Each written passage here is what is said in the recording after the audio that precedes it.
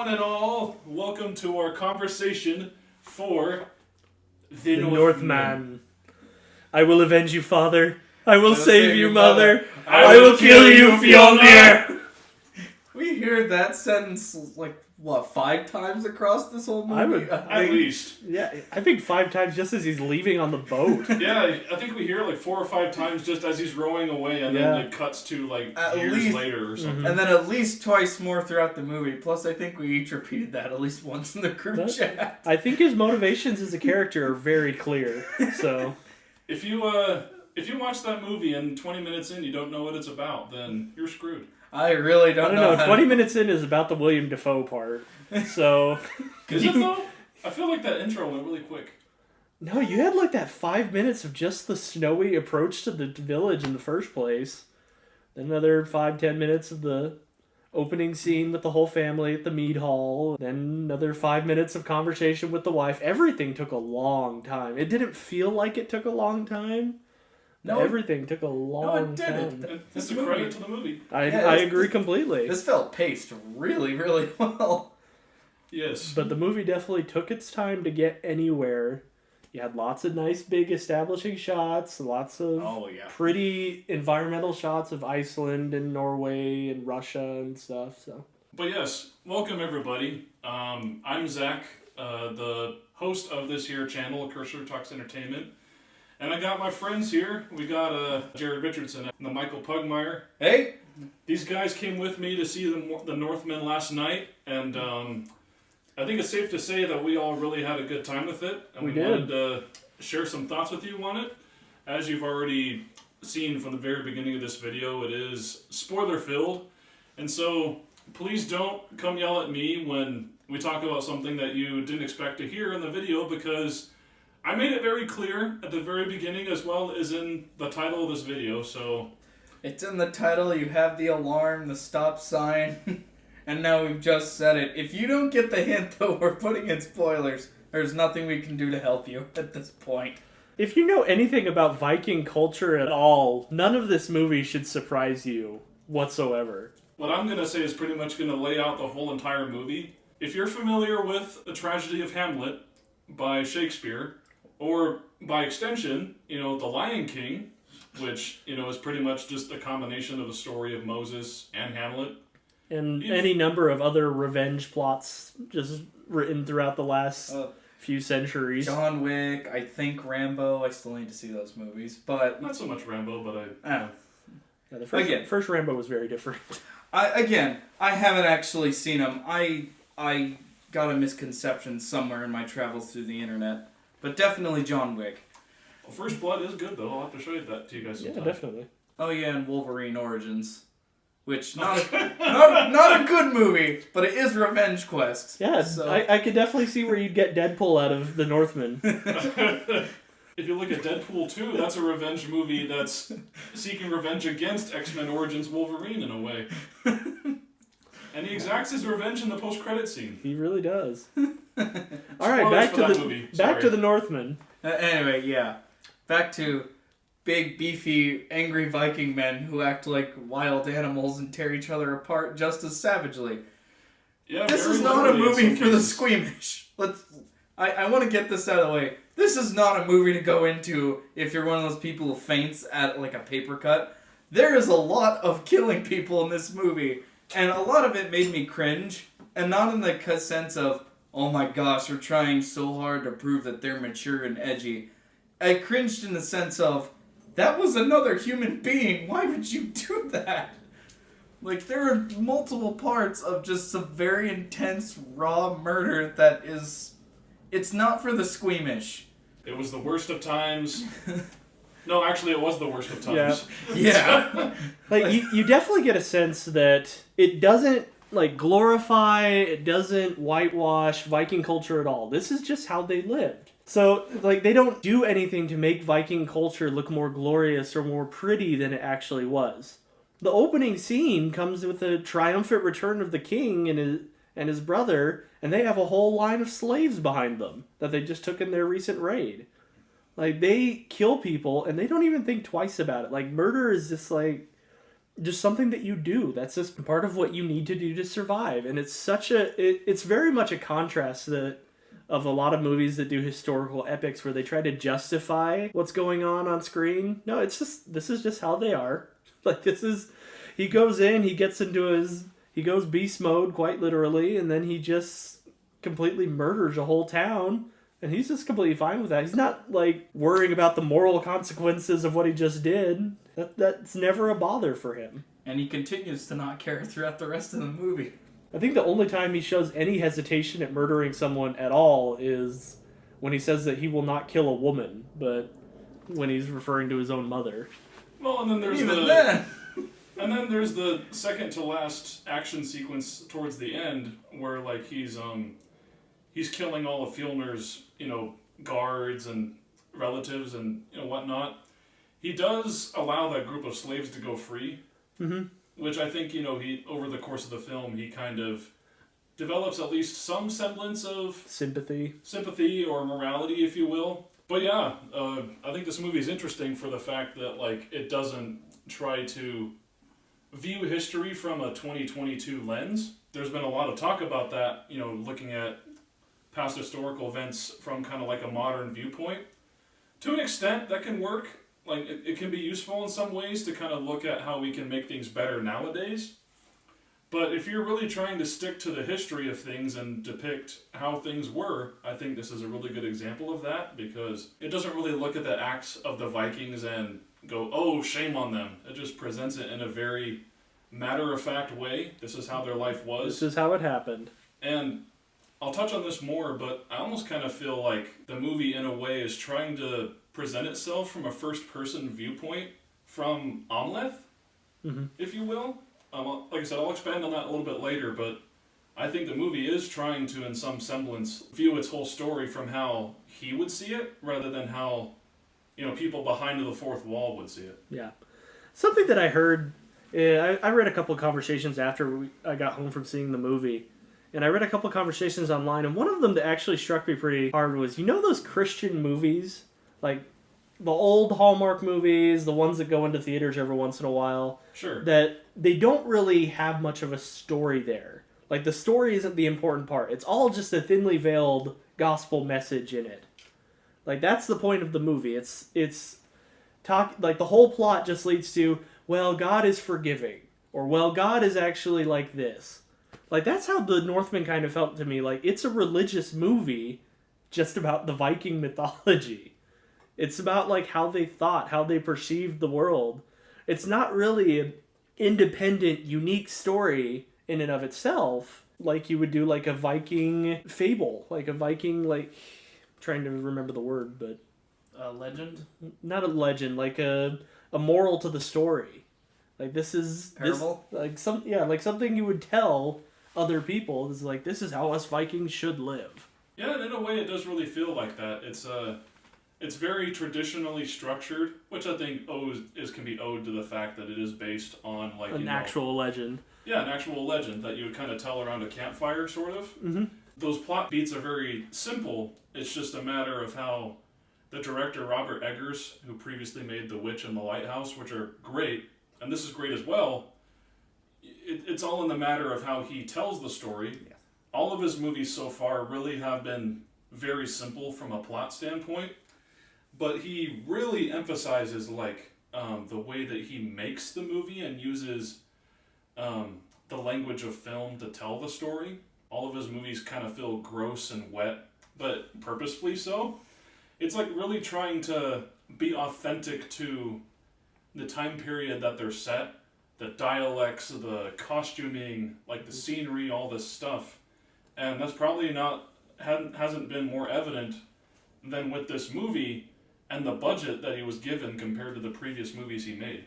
It's actually kind of funny you bring up costuming, because trying to think back, there were, like, no really nice-looking costumes. This is not a Game of Thrones where people are walking around in silks. Like, half the characters are just wearing these dirty rags the entire movie. That's the word I was going to use, rags. And some of the characters aren't wearing anything at all during parts of the movie, and so the most you'll get is, like, a loincloth I think the fanciest outfit is when he's having like a vision and he sees a Valkyrie. And like that's the nicest looking outfit. And most of it's just like CGI anyway. So it's I think you're right, actually, now like, that I stopped to think all about these it. kings and all these like people are just wearing clothes that we would find to be really plain and simple.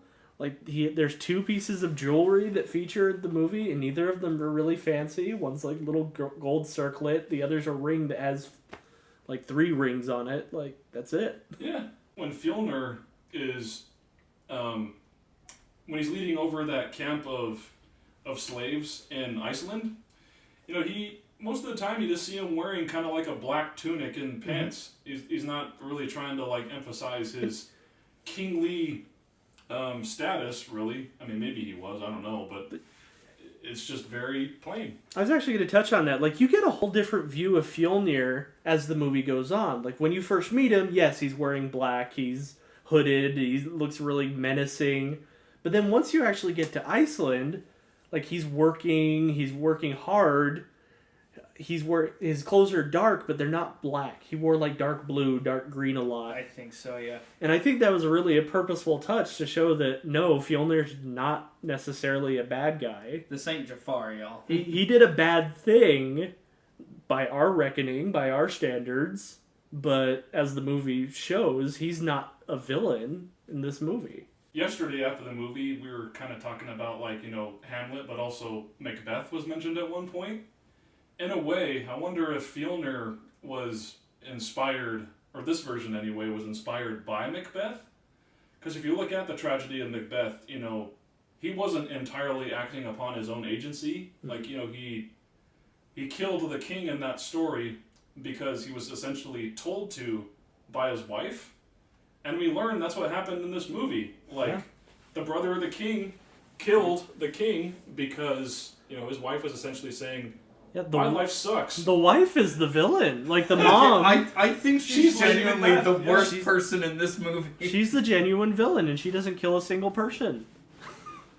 Although, hats off to Nicole Kidman, when we see that plot twist, she goes from, you know, the quiet, you know, kind of captive queen holding it together for the sake of her son, to the Joker. She totally flips a 180. The intensity of that scene when she reveals just how she orchestrated everything for justified reasons. She was a slave. We go back to Viking culture. She was a foreign slave that got kidnapped and taken against her will. And then her Forced husband upon to create an error. And You know? yeah. And then her husband went off to just go take more slaves. And the only person that she liked, or that liked her and genuinely liked her, was a guy who had no royal status of his own. And so you can see it from her point of view, but then you can also see how all of these people just make each other's lives hell because of their acts. And so it's very interesting. It's very Norse. Like, that is just how the Vikings loved to tell their stories. No one is a good person. It fits in with the rest of mythology because, y'all, the Norse gods were not good people as we think of them. They constantly lied and broke their oaths, and I feel like that was translated fairly well onto, hey, please kill my brother so that I don't have to be his queen anymore. And then she tried to seduce her son. And... Oh, yeah, I closed my eyes at that. I was like, please, no, let the scene end. Get me out.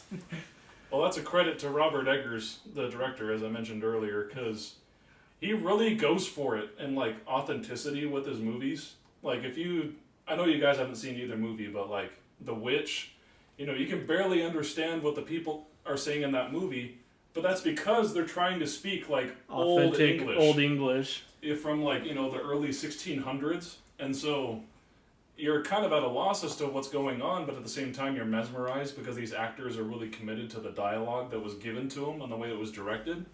Same with The Lighthouse, how Robert Pattinson and Willem Dafoe were just kind of chewing the scenery as these sea shanties.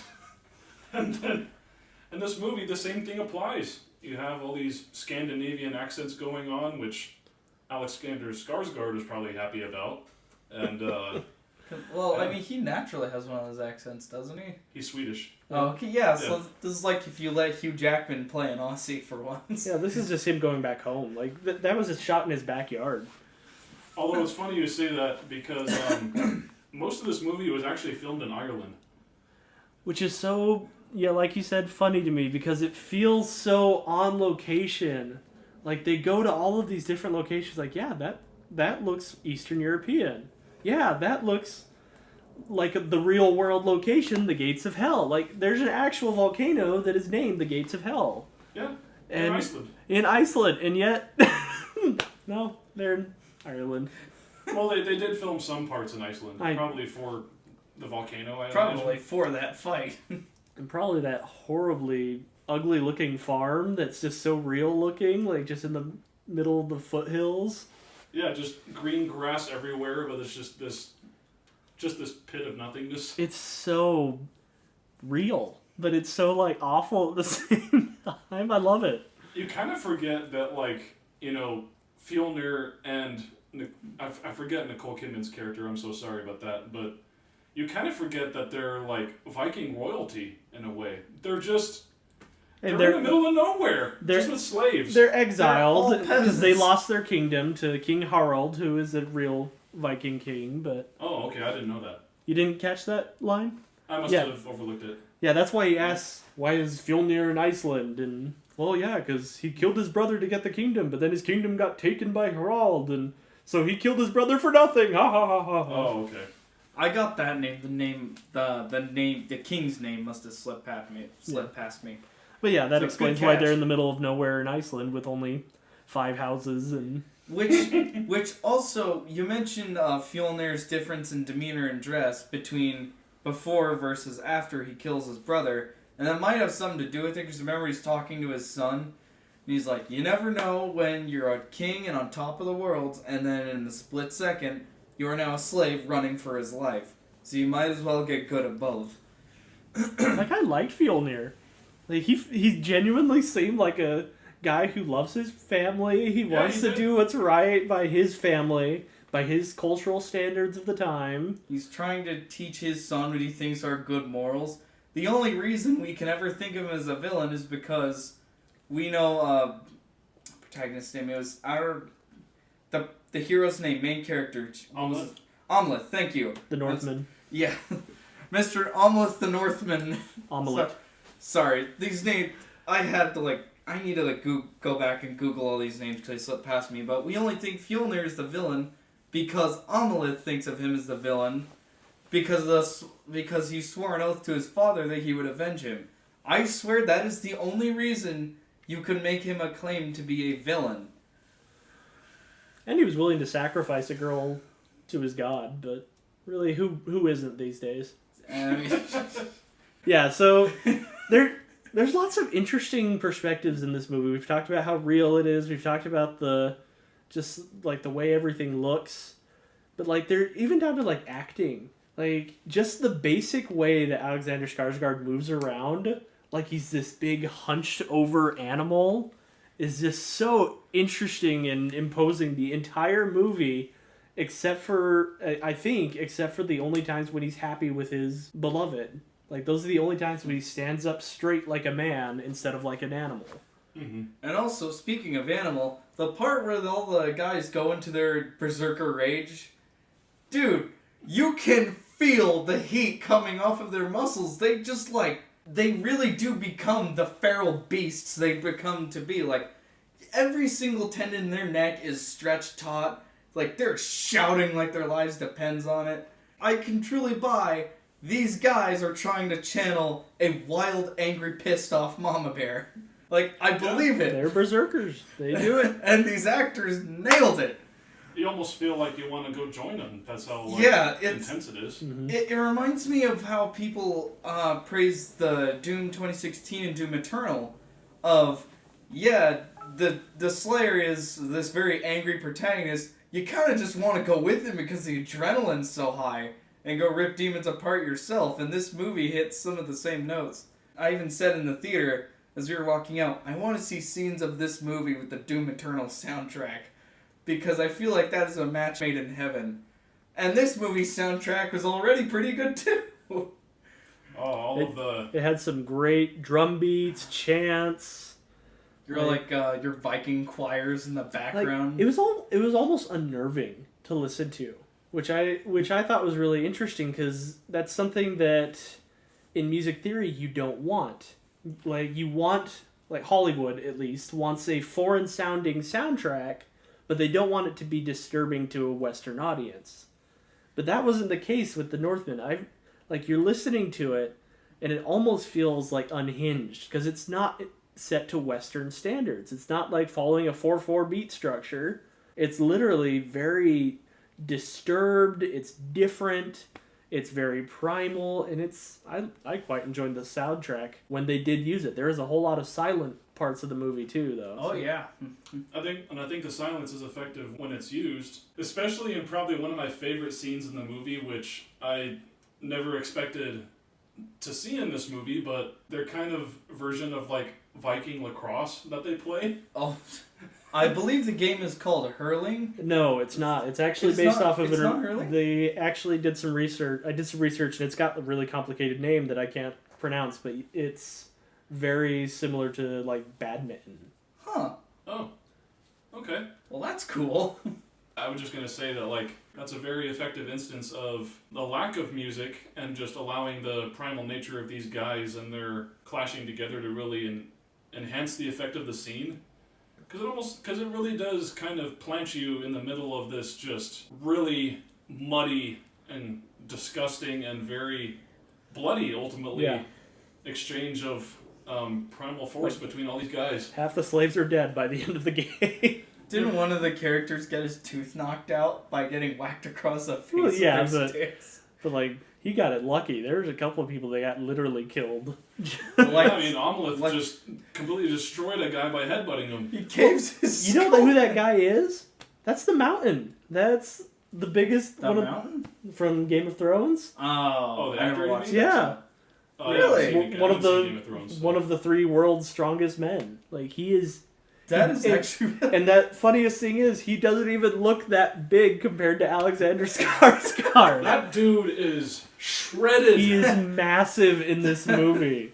And he looks even more meaty when, in the very final fight scene at the Gates of Hell, the volcano.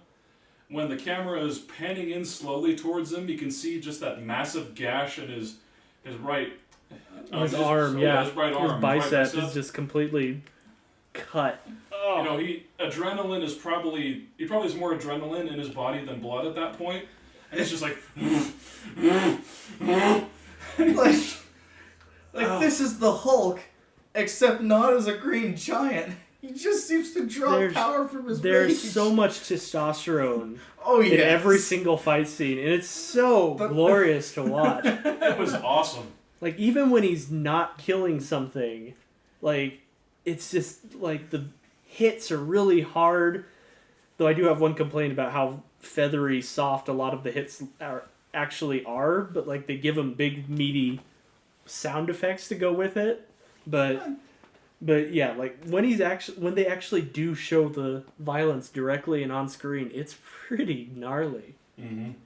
And also, speaking of him in his first raid in the movie, this Amalith proves himself to be the ultimate legend when one of the defenders chucks a javelin. He casually catches said javelin, turns around, and headshots the guy who threw it in the first place. And did you see one of his buddies do the same thing a moment later? No, I did not. Yep, and Amalith dodges an arrow that's fired at him. Yeah, dodges an arrow, walks toward the archer, who then misses his next 2 shots, probably because he's terrified about this big hulking beast of a man walking toward him with every intent to rip his head off. What a Chad this man is. And then Amalith ripped out his throat with his bare teeth. Yeah. Yeah, gnarly. Very literally so. There's some scenes of violence that are pretty impressively descriptive. But even if you don't see the violence happen, there's a lot of violence that happens off screen. But Yeah. like, what happens to the two guards that are the son's best friends? Gosh. And they get turned into a human horse? That's one of those moments where I went, those were other people. Why? Why would you do that? And then it had one of the best jokes in the entire movie right after, when one of the other guards is like, was this the Christians? I know they hang up their dead god on a tree too, so... I should not have laughed at that nearly as hard as I did. But I mean, I still laughed at it. And they say dark movies can't have humor. Oh. Batman. That's when the humor is most important, is just like those little touches of The it. quick little joke in there. And while we're on points of lightness, Amalith and his girlfriend, I cannot remember her Olga. name. Olga, thank you. That they like have a genuine love story that I got attached to. Like, it starts out with, wait, you weren't here with us a moment before. Who are you?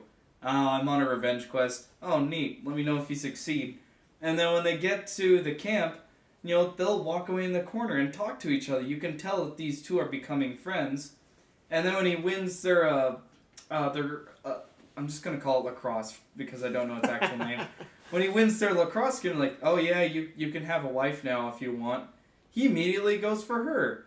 And the scene afterwards, she calls him her love. And they have multiple scenes where it's clear these two really like each other. And you find out They save each other's lives a couple times. multiple times, yes. Like, this was a good love story. Which, the fact that they put in a nice romantic subplot in the middle of this Mortal Kombat murder fest In the is original, kind of impressive. in the original legend, he ended up marrying 3 different queens, so... Well, The fact... we got it pretty good this time, so... Yeah. While I do like the chemistry that those two actors share, partially because Anya Taylor-Joy is just a really good actress. Oh, she's wonderful. oh yeah. She's proved that in a lot of different movies up to this point. But I think that kind of leads into my biggest and really only main issue with the movie, is that I think the fact that it does focus so much on Amleth as kind of like the first-person perspective of the story does limit it a little bit, at least on the first viewing. Maybe I'll feel differently on the second once I understand some of the things going on a bit more. But even though I like the relationship that the two of them share, I feel like because that the story is so focused on him, it limited my ability to care about Olga more as a person rather than just, a companion to Amleth. Because I feel like her personality was just a little bit undefined, and her sort of backstory, I feel like it could have used a little bit more definition, and I think I could have appreciated just the relationship that they shared more. I can see where you're coming with that, but at the same time, I also feel like the choice that they made to narrow the entire scope, like you said, to a first-person perspective of Amleth, anytime he sees anything, like, that's the first time that the audience sees it too. That's true. We never see something that he doesn't know, which makes it really good for all of the different visions and other quests that he goes on. Sometimes you doubt whether or not some of the supernatural stuff is actually happening. Mm-hmm. Like when he got freed by Odin and the Ravens, was he actually freed by Odin and the Ravens, or did Olga come and save him when he was tied up in the barn? And he was just imagining the whole thing. Mm-hmm. Yeah, and I didn't really catch on to some of that stuff until a little bit later when we see the first scene of the Valkyrie, carrying him off almost to Valhalla. But then he wakes up and you realize that it was really just Olga Carrying him the whole time. I'm like, oh, okay, I see what's going on now. I also like the lines they have, like, wait a minute, I'm not in Valhalla. Well, yeah, I can't get you that far. I'm not a Valkyrie, man. Yeah, exactly. And so I think those things will play a little bit better on a second viewing, I hope, because originally I was trying to think about this from the perspective of someone who maybe wouldn't have caught onto that more, or maybe someone who wasn't as versed in the culture of Vikings. Yeah. They might see all this and think, okay, it's cool imagery, but are they just throwing all this artsy stuff in there to throw artsy stuff in there? They probably wouldn't have been able to catch on to the fact that, Robert Eggers was trying to paint Amleth as sort of an unreliable narrator without making it obvious with, narration and stuff. And then, just the symbology itself of, the witch, of Odin, of the Valkyries, of course, and all those things that we mentioned. Oh, and the family tree, too. Yeah. Oh, yeah. The family tree, which takes a big part. One of my favorite scenes is with the Draugr. Like, Oh, yeah. that fight against the Draugr, besides Oh, the yeah, that was incredible cool. lighting and cinematography of the scene, like, it's all in his head. Like, it's all a complete fake out. You think he's having this amazing fight with an undead monstrosity, and no, That's he's just him wondering, hey, if this is gonna come alive, that'd be a really cool fight for me, huh?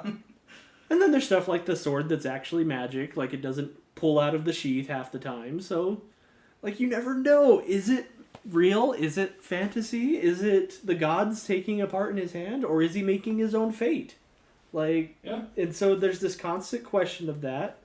And it's really cool, I think, to be able to mix that up so that it's not really something, like I said, it's a Viking mythology Christmas movie. Nice. Like, it's not something you would show someone outside of the Viking mythology, but this is what the Vikings would show to each other. Be like, yeah, this is a good story. That is, I think, the best way you could possibly describe this movie. It's like, here's the moral of the story, everyone. Now let's eat Christmas dinner. Be like Amleth. Do you like Amleth? Well, I mean, if you're into big, tall, muscly, angry men, then yes, he is quite the catch. Before we finish up, the thing that you were talking about earlier about the sword reminded me of two funny things. One from the movie itself, but one that I just kind of thought of while we were watching it. One, the moment that I thought was really hilarious. I didn't really laugh out loud in the theater, but I just thought to myself was really funny. When Amaleth is basically being stretched out. You know, he's all bloodied from being tortured and beaten up in the barn. And then there's that one guard who tries to pull out his sword. He just goes, Okay, take three. And he even starts yelling, "Ah!" before he finally just gives up and throws it into the dirt. I swear, at least 20% of the audio in this movie is just men yelling. I wouldn't have it any other way. It's not even shouting words. It's just incoherent yelling. oh, it's great. It's great. The second thing, though, that I thought was hilarious, more unintentionally so, but not to the movie's discredit, it's just something that I thought of. Do you guys remember the adaptation of Percy Jackson's Sea of Monsters, if you ever saw it? Oh, yes. It's been a long time since I watched Unfortunately, that. yes, I remember that. I hate to dredge up such bad memories, but the thing that I always thought was horrible about that movie, one of many, was in the final sequence when Percy is trying to fight against all these guys. And he's not actually using his sword. He's using the hilt of his sword to beat upon people. Oh, Because yeah. they want to keep the movie PG or whatever. Yeah. And then suddenly when it's the daytime and Amaleth is beating up all these guys just with the sheath. Just doesn't even beating take the sword out of his scabbard. He's just... I was wondering when he would grab one of the other guy's swords and use that, but It no, was just as effective. he was just beating on them, at least until he got distracted by Olga running away and he That's got another Chad moment. kicked in the face. Yep. The entirety of this movie is Chad moments. But yeah, basically Sigma male grind set. So basically him doing that, in my mind at that moment I was thinking, this is that scene if it wasn't stupid. This is that scene, Yeah. but in a competent He had a movie. legitimate reason for why he could not use his sword, and he was incredibly effective. It's Granted, he and got he captured. kind of but- didn't even need to. He only paused because he was concerned for his wife, as any good husband should be. So, Yeah. I mean, makes perfect sense. As we're talking about more touches I liked in that scene, I love that Fjolnir, he's got this line of slaves of, who helped assassinate my prince, and he's going down the line. They see Amaleth, they turn to Olga and he's like, it's you, of course it is. And she's outright laughing in his face do it, I dare you. No, the line she used was great. So now you're not afraid of a woman's blood. Oh, that's what's right. Good stuff. Oh my gosh. Olga was great in this She movie. was. That's why when you said, I didn't get a feel on her personality, I'm like, well, there it is right there. She strikes me as this very kind of Princess Leia, scrappy kind of lady where you look at her and you can kind of see the quiet little housewife, But then you actually talk to her and realize, no, she's gonna slap you upside the face if you treat her like that. It's great. I guess I was a little bit inaccurate with my personality criticism. It was more so just... It's alright. That's That's just how you interpreted it. I miss half the stuff you pick up on anyway, so no, don't worry about it. It stands out to us in different ways, so it's all good. Yeah. Are there any things that you guys want to say before we close up? No. Like, I really liked the movie, and the only criticisms I have of it are, like, small little nitpicky things, so I really was a fan of the movie and had a good time. Yeah. Yeah. I do want to mention one thing. When he first gets his sword, and he's sneaking back, I think it was either right when he first gets his sword or on his first assassination attempt. He's hiding up against the wall, and he looks down, and he notices a dog growling at him. Oh, yeah. And the reason that I want to point... popped out of nowhere. Well, see, here's the neat thing. I found this out very recently. It's kind of cool. Ninja in Japan would also have dogs, and the reason for that is dogs are basically nature's proximity alarm. And I love seeing the details of, well, we don't have thermal imaging cameras or, motion sensors. We do have this nice little pack hunter animal here who does this already, so let's just keep him around. The realistic point of this is why guard dogs have been a thing. And then his sword, I also noticed, this is more so just, hey, look at that, than, like, this great glamorous detail, but I noticed his sword was Damascus steel. You can tell it's kind of got that, like, wavy liquid metal shape on the flat of the blade. I'll have to pull some pictures to show you guys later. But I thought it was really cool to see a Damascus steel blade, because as far as I know, you could find those, a lot of Norse would have those. You find them in Beowulf. The original Beowulf legend, one of the swords he was mentioned is damascened, which means put through the process to make Damascus steel. So that was another cool detail. But yeah, those are just a couple of things that I noticed, like, hey, realism. Cool. Well, I'll look forward to noticing that more the second time I watch it, because I will buy this on 4K Blu-ray. Shill. I mean, I can play them, so, Hey.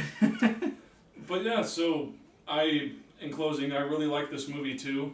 Really liked it a lot. And it makes me even happier because in some of the most recent years that we've had, there have been a lot of movies that I've been like really gunning for. Like, I'm excited for a good amount of movies, but there are some that I'm just like, really, I'm You crashed and burned.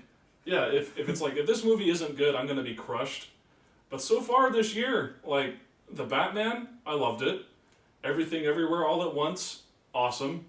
And now this, 3 for 3 right now. And we're not even halfway through the year. And Sonic the Hedgehog 2. Yeah. Which we all enjoy, but that discussion is around the corner. Yeah, that's coming in about 15 minutes. Yeah, and then in YouTube time, it'll probably be posted a day or two after this one. So. But editing takes a while. Support your local creators. Donate to the Patreon. Well, these videos don't take that much to edit, so at least that's nice. But thank you guys for listening in. Like Michael was just alluding to, the Sonic discussion will be recorded right after this one, but then it'll be posted probably like a day or two after this one is. So please stay tuned for that one. If you like this video and be interested in seeing more of what I have to offer, whether or not it's podcast-like discussions with these guys or my own solo videos, feel free to subscribe to the channel and then join the notification squadron so you don't miss out on my future videos. Have a good day, everybody. Bye. So Bye. long. We'll catch you later.